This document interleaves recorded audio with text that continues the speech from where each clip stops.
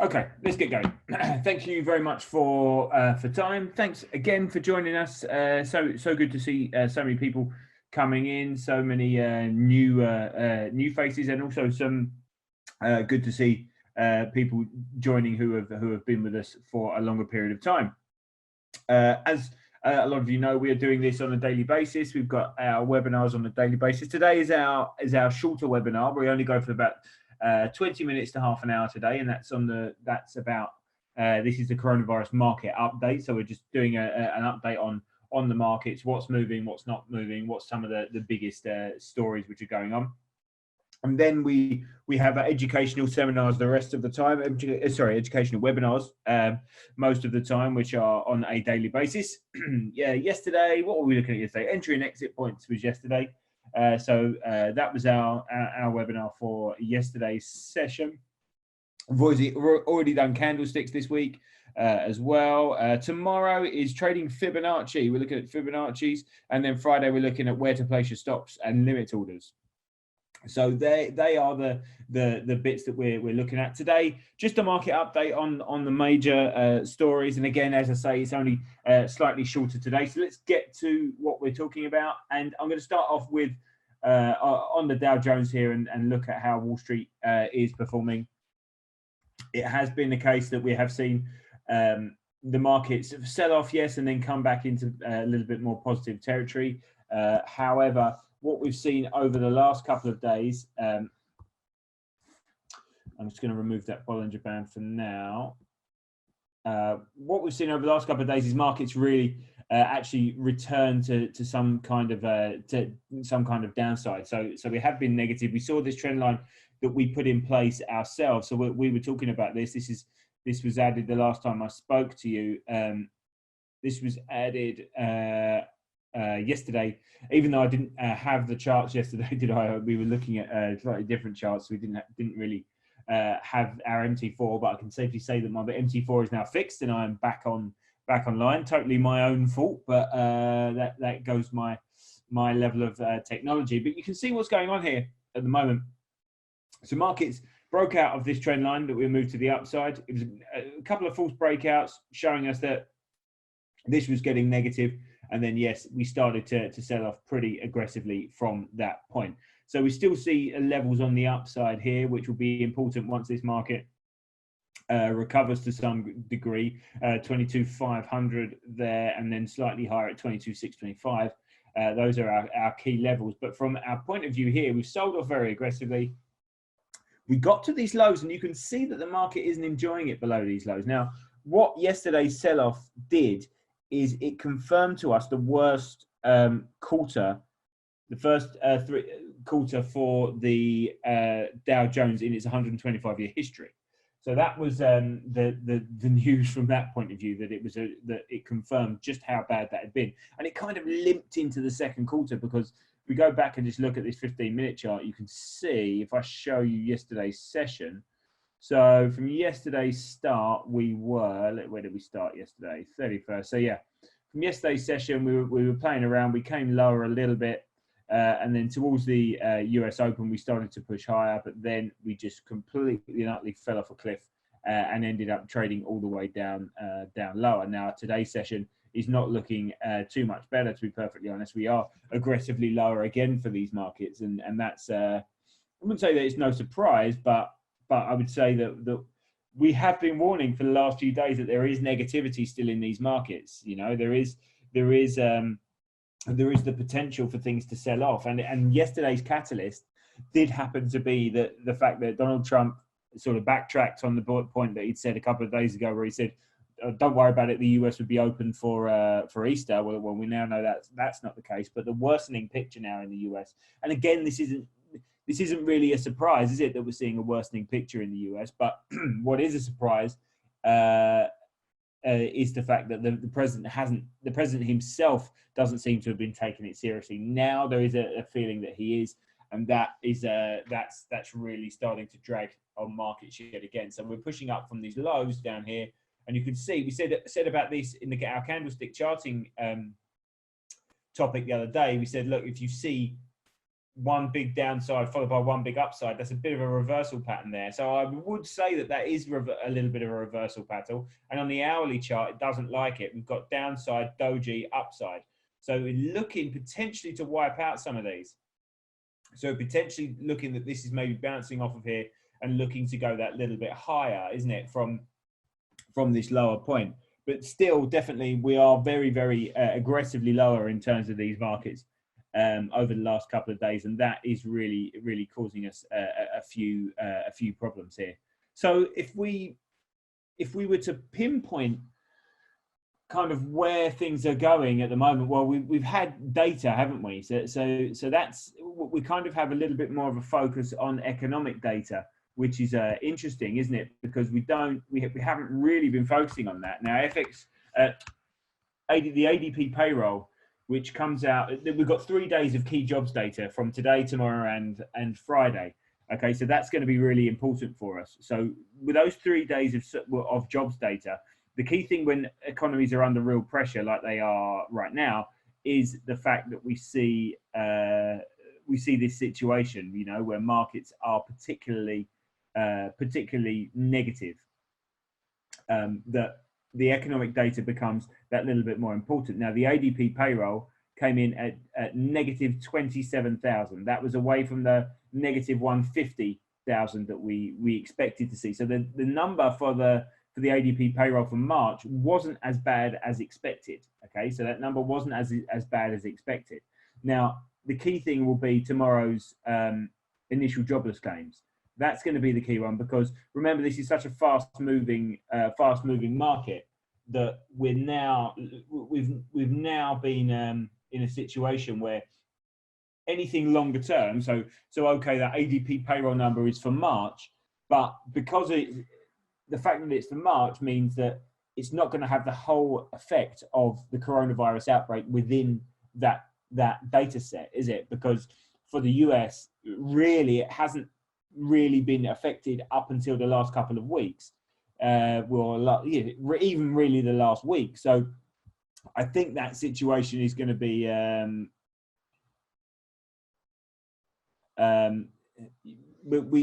you could say that these markets are kind of just waiting to see how bad it's going to be. So tomorrow's initial jobless claim are expected at they've in fact changed what they were looking at as well. So they were potentially looking at the fact that we was going to get around 3 million jobless claims for this week. Now they've increased that expectation to 3.5 million, which would go ahead of the 3.28 million that we saw last week.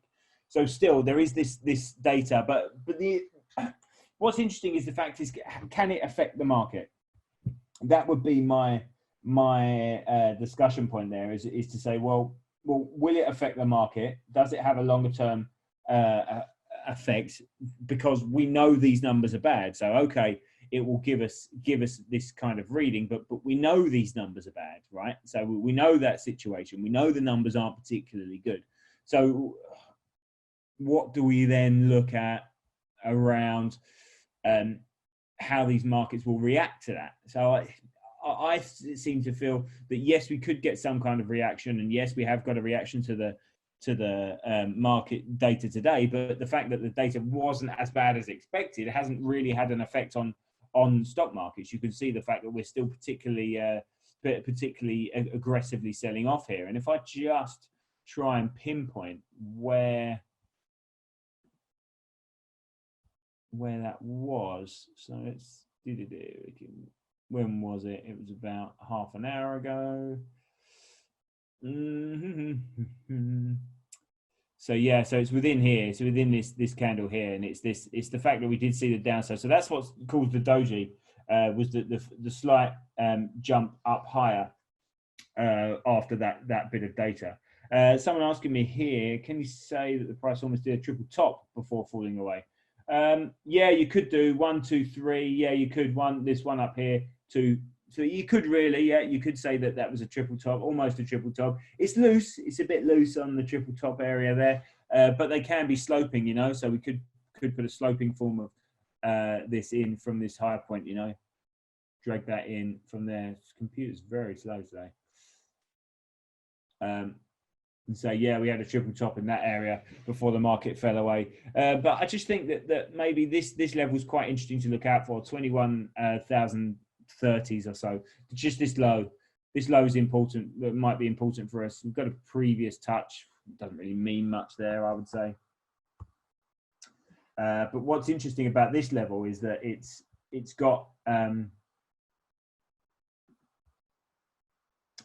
previous touches to it. So if I just look here, it's got 1, it's got 2, it's got 3, and now the market's having a play around at the moment.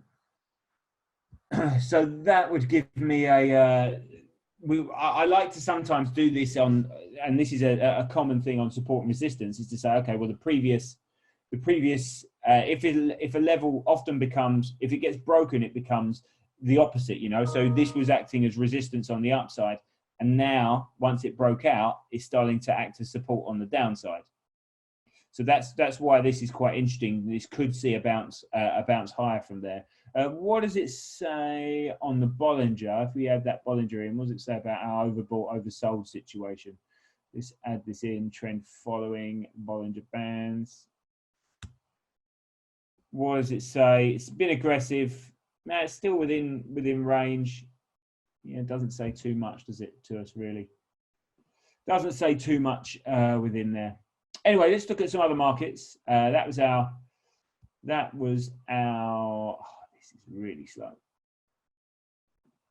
That was our stock markets for the US. So we know things are particularly negative, and they're looking particularly negative on the open. We're looking at what, down 700 points on the open or so this afternoon. So looking particularly bad. Let's look at something else that we're keeping an eye on.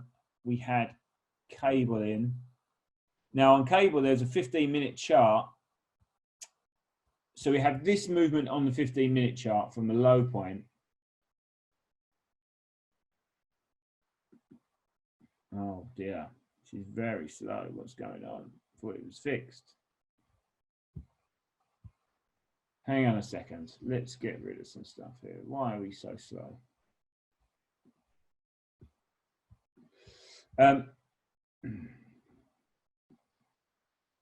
We had our levels. What is this doing?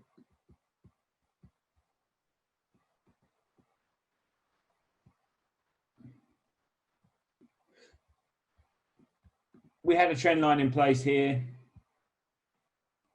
which was acting as a bit of a downside area for us on this 15-minute chart. If we take that into the hourly, does that give us anything more? I think it probably does. Oh dear, this is very slow. From this low in here, takes us to a test of these upside highs on cable. But the situation is from the double top that we've got. Now you can either have the line in fully from the top there, or yeah, so we would do that. So we have the line in fully from the top. So that would be our issue at the moment, with a downside level at 123s, but 124.85 on that upside, as we'd stated yesterday, is still that key area for us. Okay, that's still our key area that we would look out for on our trading. So we're still ranging on this. We're still ranging and we're still narrowing. We've just broken above the 20-period moving average there, haven't we, on our Bollinger? So that would tell us, and after a bit of strength, and tell us that it's a buying signal, could take us up the way here. Not a big move, is it? But it's still a good few points. What's that? Give us 50 odd points, 55 pips up to that high of that Bollinger Band. If that happens, and probably we'd take it higher, wouldn't we? And look at 124.85 on the upside, because that is capping any rallies at the moment from that point of view. So that's the interesting area that we would see us going into. So any movement from that point of view would be quite interesting.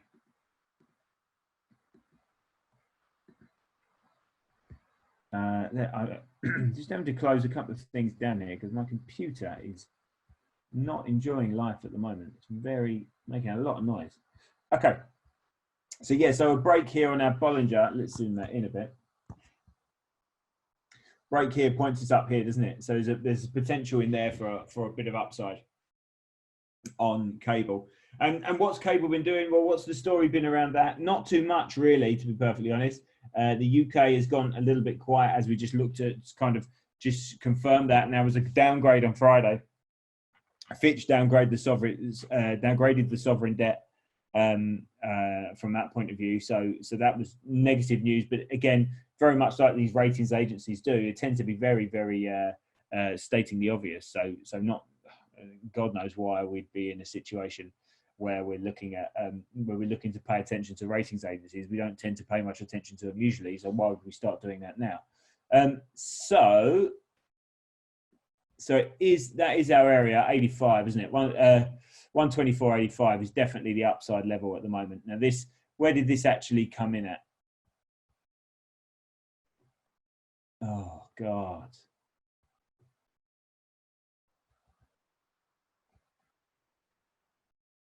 124.72. So it's a good 15, 13 pips off of where we wanted it to be, but still interesting to see where that goes. Let's just chop this out and go to something else, because what else has been interesting? God, look at this. This is terrible. Let's look at the oil price. Where's our oil price? Can't find it. Maybe I closed it. Oh, there it is. So our oil price is not there.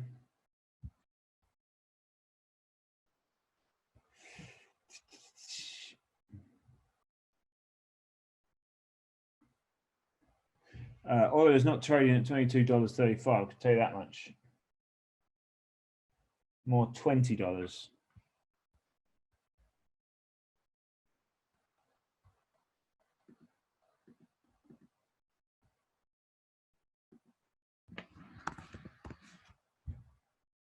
Hold on a second.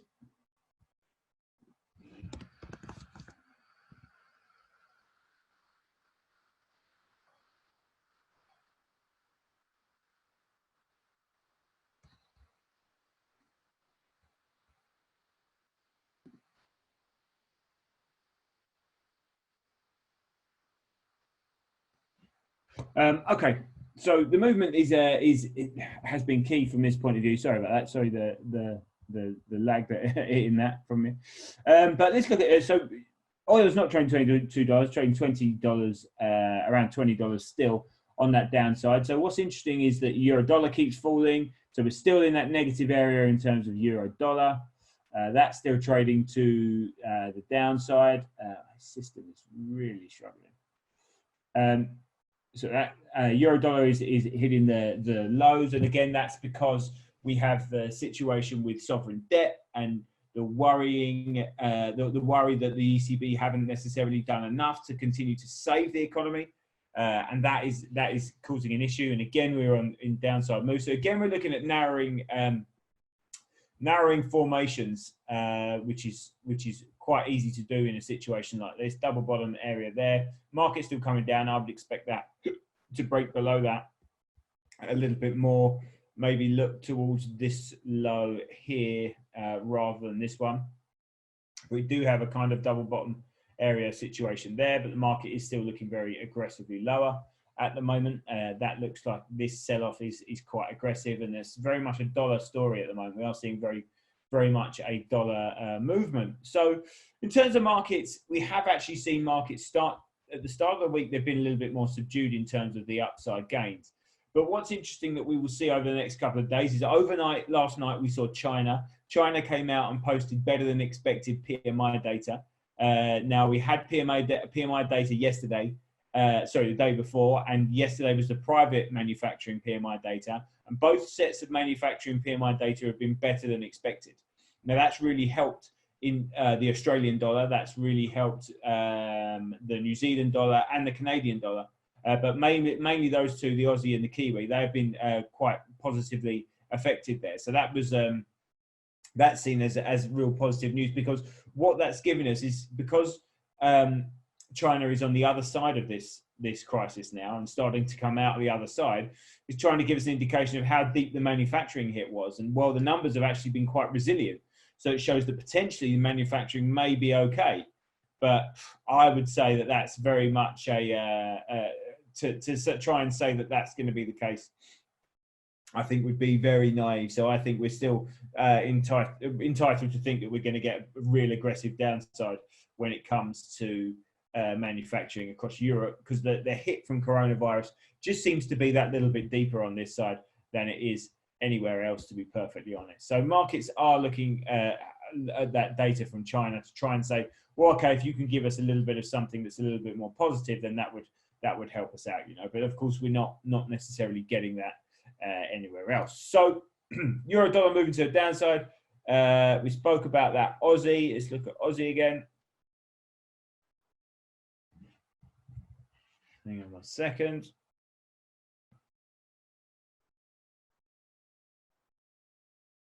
Just trying to check this out.